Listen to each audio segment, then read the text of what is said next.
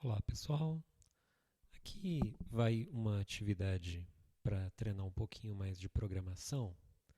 Então eu vou demonstrar como fazer e depois eu vou passar uma atividade baseada nessa aqui, tá? Então a gente vai fazer um joguinho aqui bem clássico, sem muito recurso, tá? Sem utilizar nada gráfico, a gente vai fazer isso utilizando somente programação para justamente treinar alguns recursos de lógica e de conhecimento de programação mesmo. Vou fazer o jogo Campo Minado, tá? Não exatamente o Campo Minado clássico, mas mais parecido com Batalha Naval. A ideia do jogo seria ter um tabuleiro, tá? Com algumas posições. Então, algo assim, né? Então, cada xizinho aqui está representando uma posição no tabuleiro. O jogador vai escolher uma dessas posições e essa posição pode ter uma saída ou uma bomba. Se ele encontrar a saída, ele ganha o jogo. Se ele encontrar a bomba, ele perde. E se ele encontrar um O, ele continua o jogo e não achou nada ainda. Então ele vai testando aqui. Ah, bomba, perdi. Né? Então, se ele tivesse achado a saída, ganharia O, continua o jogo. Então a ideia é bem simples, né? Primeira coisa, toda vez que a gente vai construir alguma coisa, a gente pensa numa classe. Então, public class, vamos fazer o campo minado, né? Então, criei uma classe campo. A primeira coisa que eu tenho que pensar agora é na abstração do problema. Então, como eu vou abstrair o jogo campo minado? O que, que ele tem? Primeira coisa, ele tem o tabuleiro. Esse tabuleiro é um array de duas dimensões. E ele pode ser do tipo char, uma vez que lá dentro só tem uma letra para representar saída, bomba ou nada, né? O O lá, nada. O tabuleiro tem um tamanho, vou colocar aqui um size do tipo inteiro. Eu vou definir um booleano para falar que está em modo jogo ou não. Então, a princípio, o jogo está parado. E eu vou definir também o número de bombas, porque saída já é definido que é uma só, né? Então, as demais células do tabuleiro são campos vazios. Então, a gente tem um número X de bombas, uma única saída, e as demais células sempre são campos vazios. Ok, então, feito isso, agora eu já posso pensar na minha classe, nos meus métodos. Eu tenho um método construtor, que é o que constrói o meu campo. Sempre temos um método construtor. Ele é sempre escrito assim, public. Ele tem o mesmo nome da classe, que no caso campo, e nenhum tipo. Né? Reparem que eu não coloco antes aqui nada de void, int, nada disso. É público e o mesmo nome do campo. Eu preciso de um método para iniciar o jogo, public void, agora sim tem o void, né? Porque é um método que realiza uma ação, mas não retorna nada, então o retorno é vazio. Eu vou precisar de um método para limpar o tabuleiro, public void clear. Eu vou precisar de um método para atribuir alguma coisa numa posição, por exemplo, void set random, e eu passo para ele aqui uma letra que eu quero que atribua numa posição aleatória. Tá? Essa letra pode ser uma bomba ou pode ser uma saída. Tá? Reparem que alguns métodos eu estou colocando público e outros não. Então, depois eu vou explicar aqui por que disso. Vou colocar tudo público e depois a gente tira. Eu preciso de um método update.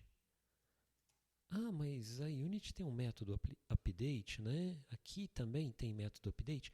Não, aqui a gente está fazendo na mão mesmo. Então, a gente está construindo o método update e vai ver como que funciona o update, né? Como que ele fica em loop o tempo todo, e nesse caso aqui, numa plataforma que não é feita para jogos, né? Isso aqui é só para codificação mesmo, o mais simples possível. Fiz um método aqui para checar. Esse check ele vai checar se uma determinada posição x e y tem alguma coisa, se tem bomba, se tem saída, se tem, tá? Então public void e ele checa o que acontece ali naquele ponto. E esse check vai chamar o game over, né? Se chegou o fim do jogo, ou se chama a mensagem de you win, você ganhou. Eu vou fazer um método também para imprimir o tabuleiro, vou chamar ele de print.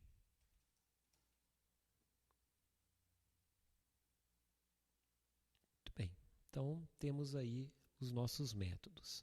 Agora a gente vai rechear eles, né? Primeira coisa, eu vou implementar o método que cria o nosso campo.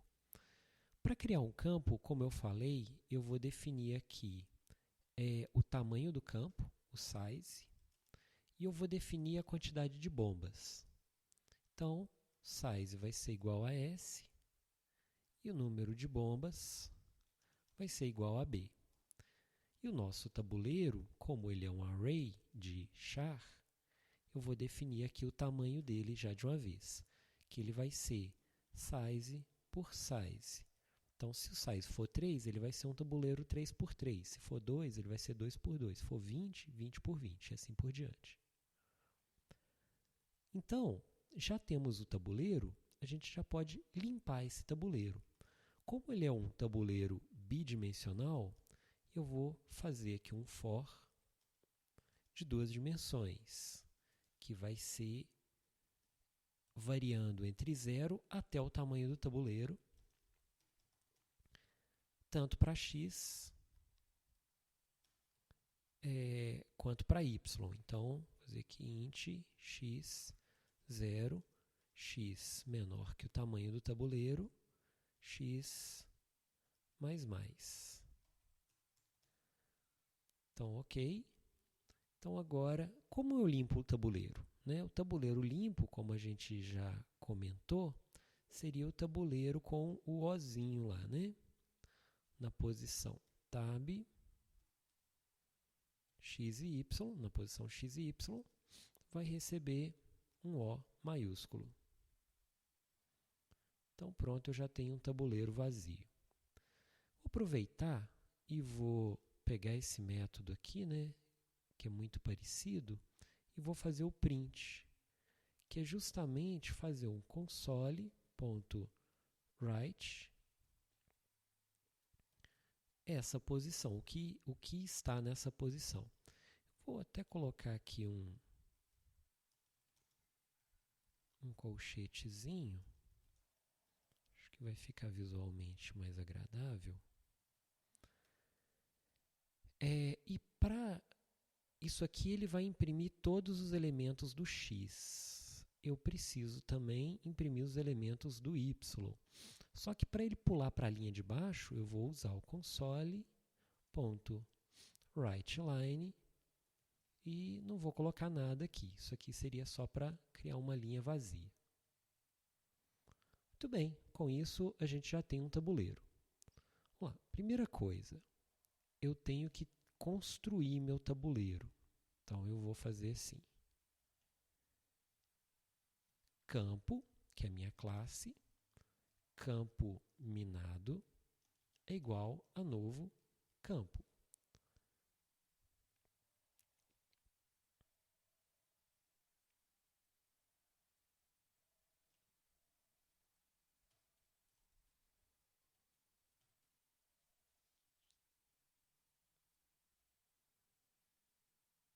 Aqui eu vou passar dois parâmetros, né? Então, eu tenho que passar o tamanho, deixa eu colocar 3, com 2 bombas. Eu já posso fazer um campo, ponto, já vou imprimir esse campo. Ah, não, preciso dar um clear nele, né? Campo minado ponto clear, para eu limpar o campo. Então, todas as posições teriam bolinha e campo minado ponto print, para a gente visualizar o que houve.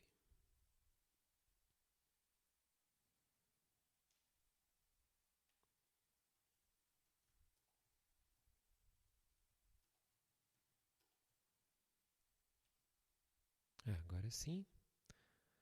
Eu posso talvez até dar uma linha a mais aqui, um barra N, fica mais agradável. Ok, melhor. Então, muito bem, tenho todas as posições aqui do meu campo minado, né? Agora eu quero distribuir as bombas aqui no meu campo. Então, eu vou criar esse método de atribuir uma determinada posição aleatória. Então, eu vou dar um random, gerador aleatório, new random. Eu vou escolher dois valores aqui para x e y, né, para determinar o que vai ser colocado lá. Então, eu já estou passando qual é o caractere que vai ser colocado. Eu estou escolhendo aqui a posição, né, aleatória. Então, eu vou fazer o seguinte. Vou usar uma estrutura chamada do while. Do while é assim. Do é fazer enquanto o while uma condição for verdadeira. Então, ele repete se a condição for verdadeira. Nossa condição verdadeira vai ser a seguinte: enquanto o tabuleiro na posição x e y for diferente de bolinha. Enquanto ele for diferente de O maiúsculo, né, ele vai ficar repetindo isso. Ser diferente de O quer dizer que é não estar vazio. Então, ele vai procurar um campo vazio para poder gerar, né, para poder colocar aquele valor. Então, se aquele campo não está vazio, ele vai chamar o gerador de novo e vai escolher uma outra posição em x e vai escolher outra posição em y. Eu utilizei o do while em vez de usar um for ou um do aqui pelo seguinte: se fosse o while, ele ia fazer sim. Enquanto isso aqui for diferente de 0, ou diferente de O, né, ele executa. Mas se de cara esse valor for igual a 0, ele já poderia colocar a coisa lá. Então, ele não entraria aqui para escolher um valor aleatório. Então, ele usaria esse valor 0 aqui que eu atribuí antes. Eu quero que ele execute isso aqui pelo menos uma vez. Então, a lógica do while é o contrário da do while. Né? O while normal, ele não executa nenhuma vez se isso aqui for verdadeiro. O do while, ele executa uma vez e depois que ele verifica se ele deve repetir ou não. Então, se ele gerou um valor, ele chega aqui, determina que o valor é 0. Depois ele muda esse valor para um valor aleatório. Se ele checou que esse valor aleatório está numa posição vazia, então ele pode colocar esse caractere que eu defini lá em cima, caractere C, na posição x e y. Caso contrário, isso aqui não é verdadeiro, né? Aliás, não é verdadeiro, ele é diferente de O, ele repete e gera outro valor aleatório. Ou seja, eu garanto que numa determinada posição que eu estou colocando, sempre vai ter um valor, sempre vai ser um espaço vazio para eu colocar aquela posição lá, aquele caractere naquela posição. Muito bem, então o que acontece no começo do jogo? A gente pode até testar aqui, tá, gente? Isso, ó. Eu limpei o tabuleiro, agora eu posso fazer campo minado ponto set random. Deixa eu colocar um R aqui. Se eu executar, um R entre aspas, né? Que é um caractere. Então o R parou aqui numa posição aleatória. Se eu rodar de novo, parou em outra posição aleatória. De novo, outra posição aleatória. Então cada vez o R aqui aparece numa posição diferente. Então o que seria começar o jogo? Então seria, primeira coisa, limpar o tabuleiro, atribuir uma bomba numa determinada posição aleatória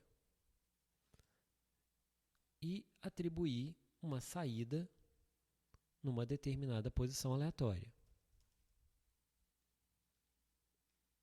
Ah, mas eu falei que eu preciso definir um número de bombas aqui. Então quer dizer que esse código aqui de copiar a bomba, né, de atribuir bomba, deveria ser copiado quantas vezes forem um número de bombas. Então, toda vez que vocês pensarem em copiar e colar um código, utilizem o for. Int i igual a 0, i menor que número de bombas, i mais. Então temos aqui quantas bombas forem, serão atribuídas aleatoriamente nas posições definidas aqui pelo nosso fator de aleatoriedade. E agora eu posso falar que meu jogo está rodando. Então, em jogo, coloco como verdadeiro.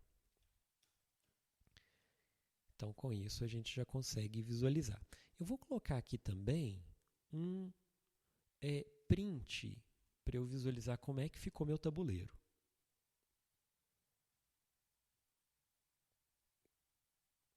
Deixa eu ver aqui.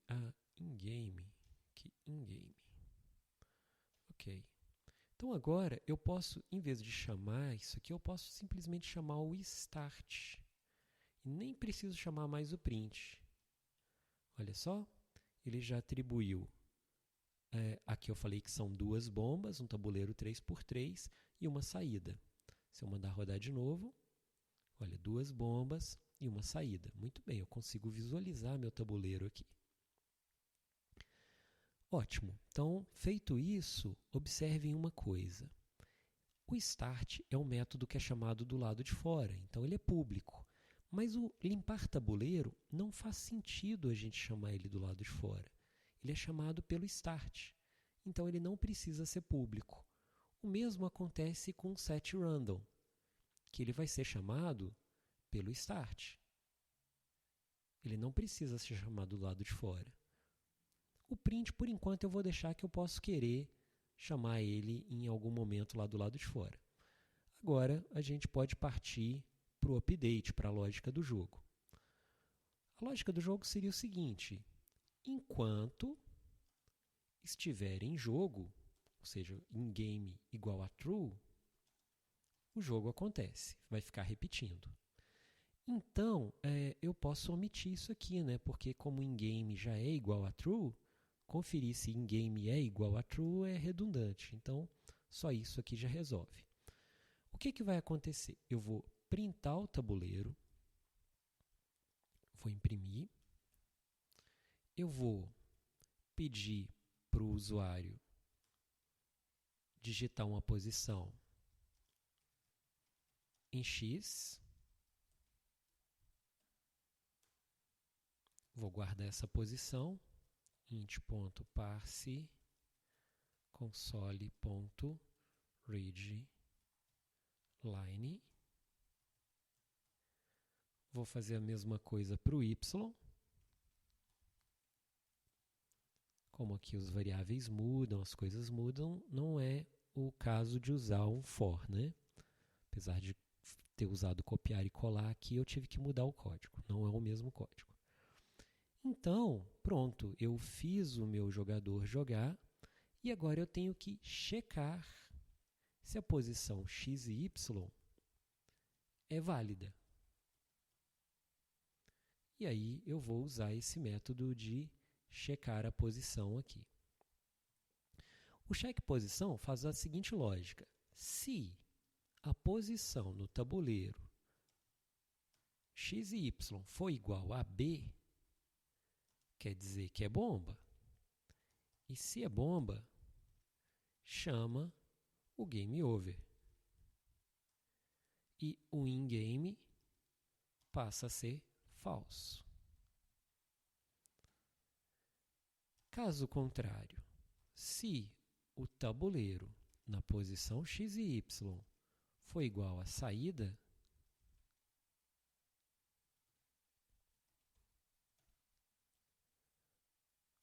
vai chamar uIn, o método falando que ele venceu, e o in-game também é falso. E um outro caso contrário aqui seria o de não acontecer nada. Então, automaticamente ele sai e volta, porque o in-game aqui vai ser true, vai ser verdadeiro. Então, ele continua o jogo normalmente.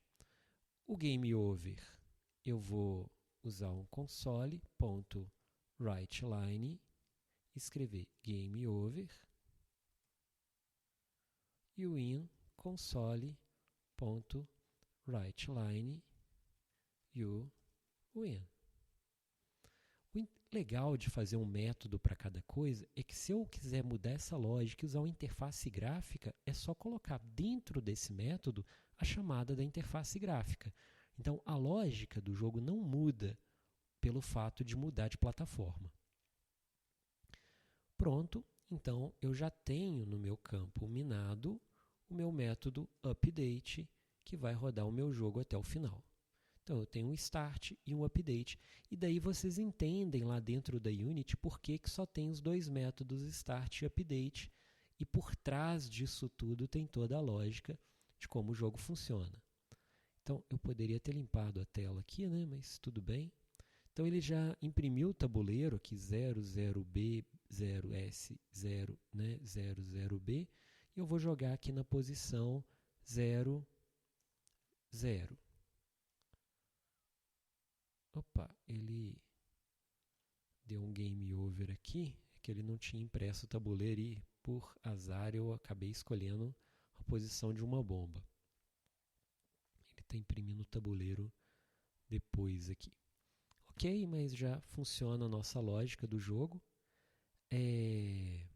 Só mais um detalhe, eu não deveria ver o tabuleiro durante todo o processo. Então, seria interessante eu imprimir um tabuleiro provisório aqui para isso. Tá? Então, eu vou colocar um print tab aqui, que aqui eu imprimo todo o tabuleiro, e aqui eu vou imprimir somente os que eu joguei. Então, eu posso, a princípio, imprimir o tabuleiro clear, e à medida que eu for jogando, eu imprimo aquela posição específica. Então, preciso fazer uma cópia do meu tabuleiro. Vou fazer um tabuleiro temporário aqui.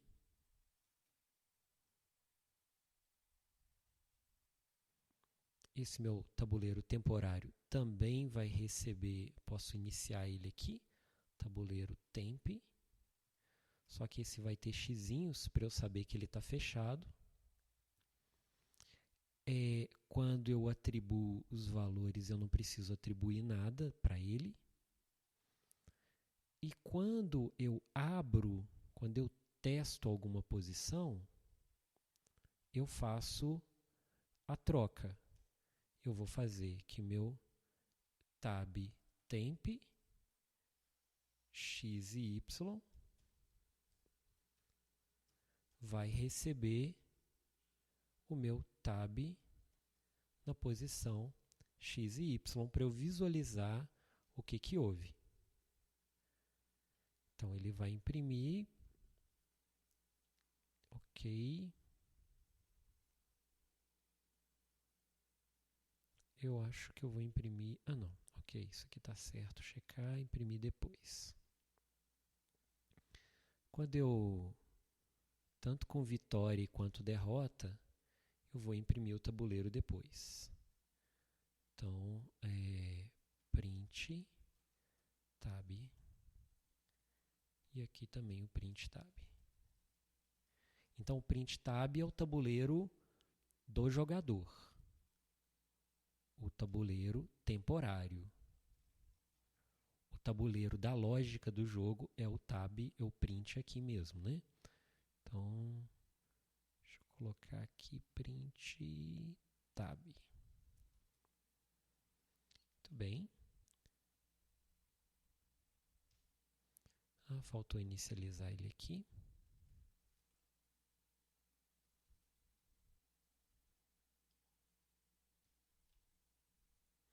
Ok, então ele já inicializou. Meu tabuleiro está todo fechadinho aqui, eu não consigo ver. Acho que eu devo ter chamado um print aqui em algum lugar. Chamei. Deixa eu rodar de novo, que eu não quero ver a resposta. Então, eu vou colocar na posição 2, 1. Então eu coloquei na linha 2, aliás, 0, 1, 2, né, no x2 e no y1.